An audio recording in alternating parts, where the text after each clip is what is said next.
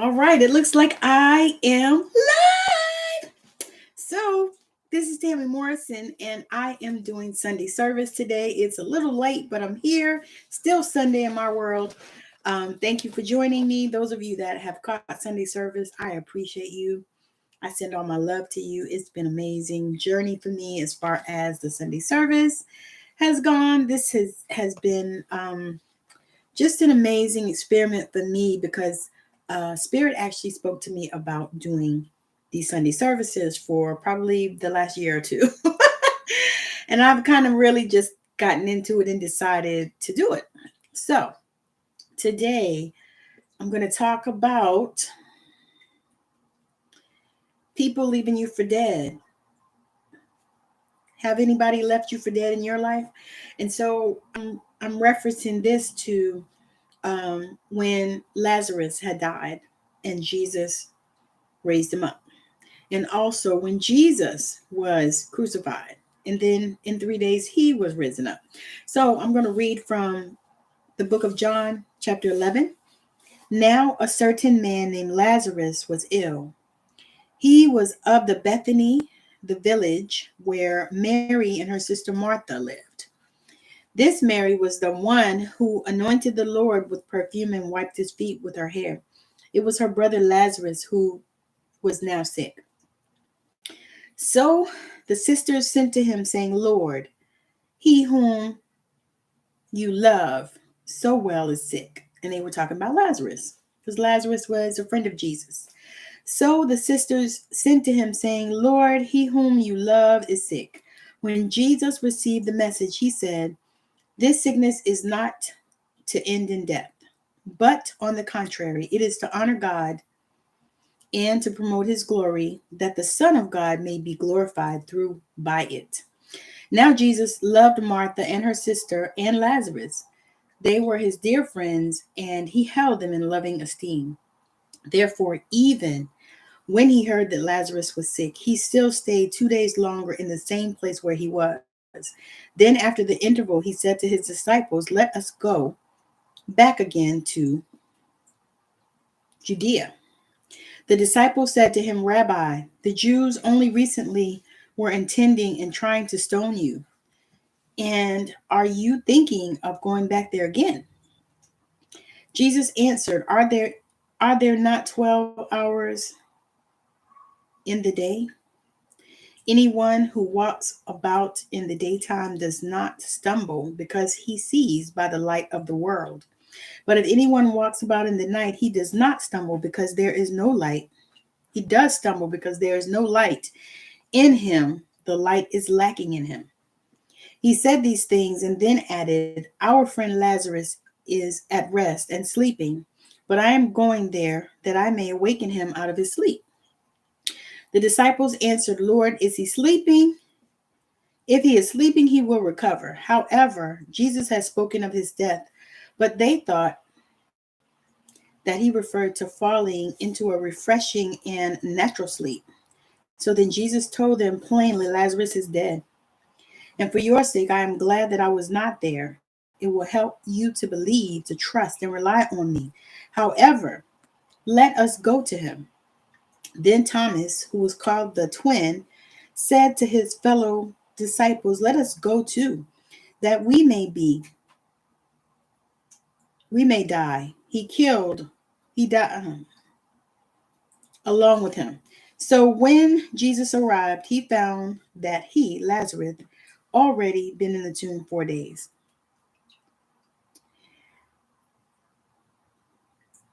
Bethany was near Jerusalem, with about 2 miles away, and a considerable number of the Jews had gone out to see Martha and Mary to console them concerning their brother. When Martha heard that Jesus was coming, she went to meet him, while Mary remained sitting in the house. Martha that said to Jesus, Master, if you had been here, my brother would not have died.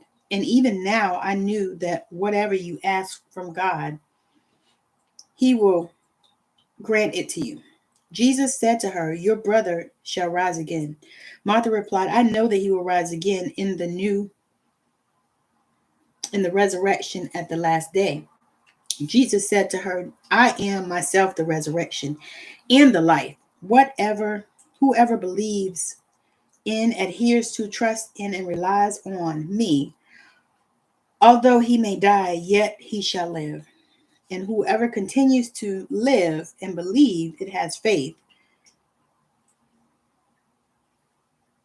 cleaves in and relies on me, shall never actually die at all. Do you believe this? So here we have the situation. I'm going to lay it out a little bit. Mary and Martha called Jesus and wanted Jesus to come to save her brother's life. And so Jesus actually chose. And that is a good lesson for all of us, because we are sometimes in this place where we are so driven and so determined to get the answer to something or for something to happen. But really what we need to do is we need to chill. We need to step in the flow and stand in the flow and really begin to receive that whatever it is that we desire, we have. However, we have to allow it to flow into our life. And so this is where they were. They believed that if Jesus had come when they called, that Lazarus wouldn't have died. But the point of Jesus coming when he did was because he came to allow them to raise their consciousness, to allow them to see this miracle happen so that they would have faith and so that they would know that they can accomplish these things as well. So what I want to ask you is, have there been times in your life where you felt like people left you for dead? And then what happened when you rose up again? What happened when you rose up like the phoenix that you are? You allow God to help you to begin to make this meteoric rise in life. And there's so many things and people just like that. This was just one example that the Bible shows us of when people, when you're dead and people allow you to be dead, but then all of a sudden your God comes in and raises you up. But people will do that to you. They will leave you for dead and you'll be wondering why everybody has gone over to the left or gone over to the right, because, the sister said after 4 days, Jesus, he stinketh. And so many times after people have tried to bury you, then, they don't want to have anything to do with you because you stinketh. But Jesus said, no, we're going to raise him up, because you guys need to see and you need to have the faith and know that this is possible and we can do this. It's not a difficult thing, and even after they crucified Christ and they put him on that cross and they left him for 3 days and then he rose. And so you feel like that if somebody puts you in the ground or they bury you or they allow you to die, and do you feel like you can rise again? Because many of us have, and many of us have many times. I spoke with the young lady today, and she said that she feels like she's on about her 4th reinvention of herself. And that was amazing to me. I absolutely love when I hear that, because to me, it means that regardless of what was going on in your life, you didn't die. You didn't die. So let's unpack this thing, because Mary and Martha, okay, let me finish reading some more. She said to him, yes, Lord, I do believe that you are the Christ, the Messiah, the anointed one, the Son of God, even he who has come into this world. It is for you coming that the world has waited. After she said this, she went back and called her sister Mary, privately whispering to her, the teacher is close at hand and is asking for you. When she heard this, she sprang up quickly and went to him. Now Jesus had not yet entered the village, but was still at the same spot where Martha had met him. When the Jews who were sitting with her in the house, counseling her, saw how hastily Mary had arisen and gone out, they followed her, supposing that she was going to the tomb to pour out her grief there. When Mary came to the place where Jesus was and saw him, she dropped down at his feet, saying to him, Lord, if you had been here, my brother would not have died. So there are so many different times like that, because many times we feel like if somebody was there with us, if we had somebody there, then we wouldn't die. We wouldn't have died. But there are times in our life when we have to die. We have to die. We have to kill our ego. We have to kill some of the limiting beliefs and the things that we have. We have to kill different emotions that we have had and that we associate with other things. We have to kill those things in order for us to live in our life, and in order for us to achieve our purpose and to reach our goals and to live in our destiny. All of those things, we have to kill pieces and parts of us really daily. Because even Christ said, I die daily. I die daily. And so sometimes that's what we have to do. We have to die daily. And we have to realize that death is not the end. Death is not the end. It's not the end. And there could be so many beginnings with the death. Now, physically, our bodies in the shell, it dies. But our spirits never die. So even though Lazarus' body was dead, his spirit was very much alive. And that is the case for all of us, actually. We all have these temporary bodies that we're in, but our spirits and the essence of who we are never dies. And that's something that sometimes is difficult to believe, and sometimes it's difficult to grasp that thought and actually to be in that space. But we have to stay there, and we have to be there, and we have to know that even as we die, and even as people try to kill us and crucify us as they did Christ, we still can rise again, and we still will rise. That is the thing. So today, I just want to just take this minute and share this with you all, because I believe that it will help so many of you. I believe it'll help so many of you. Just realizing that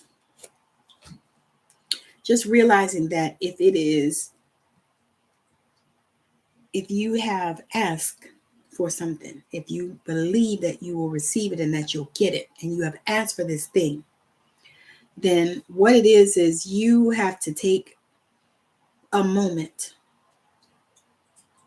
and make sure that you come to your center, and that you receive all of those things that you've been asking for, and that you realize that there are pieces of you that have to die in order to get them.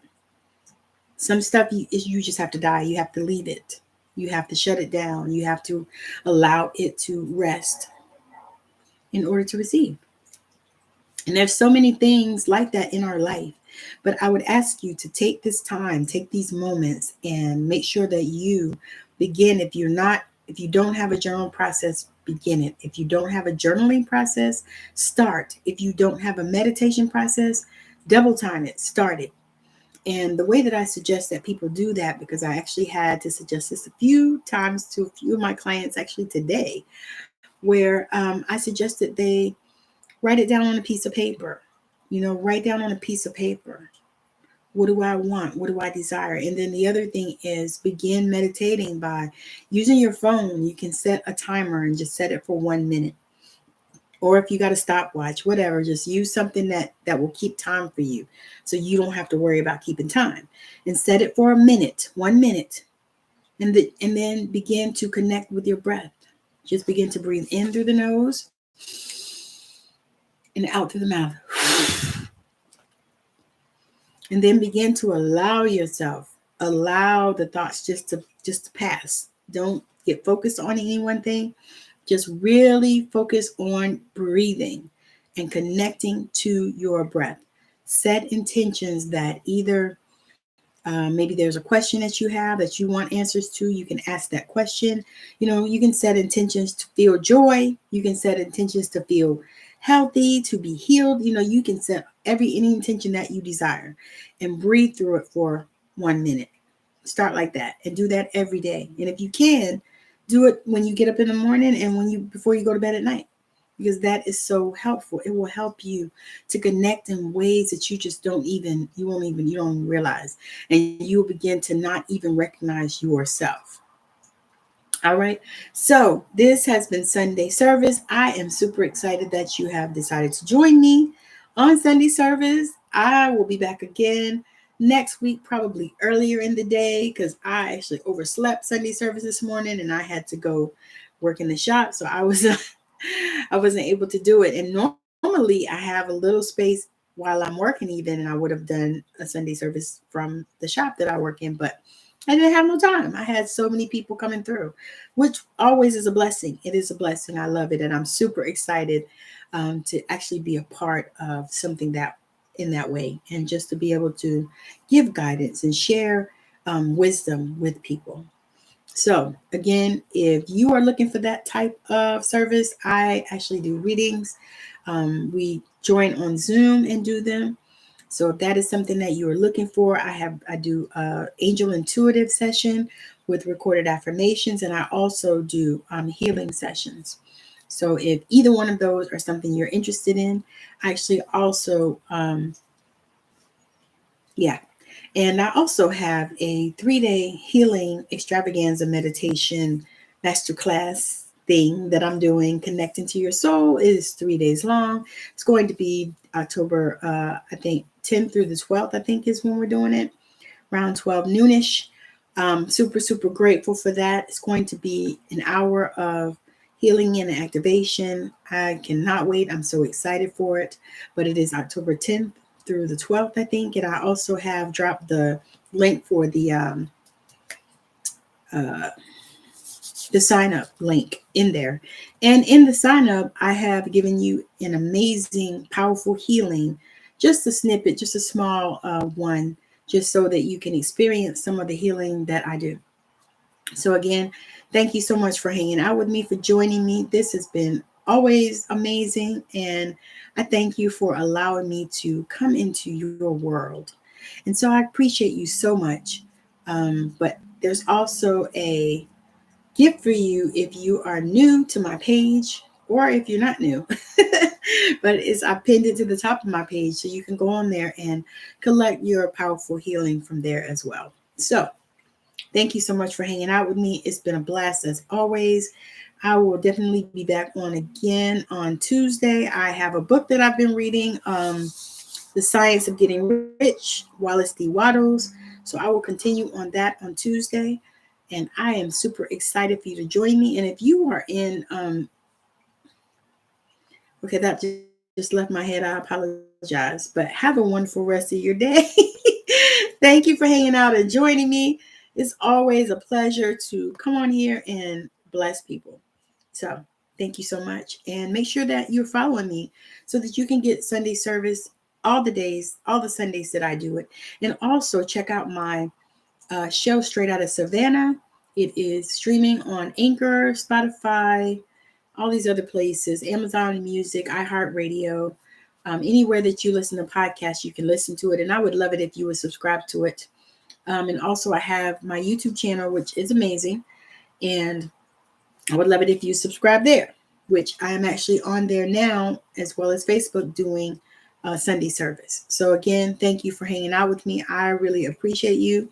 Have a wonderful rest of your weekend. If it's still weekend for you, have a wonderful rest of your day or whatever it is. So have a wonderful day. Bye now.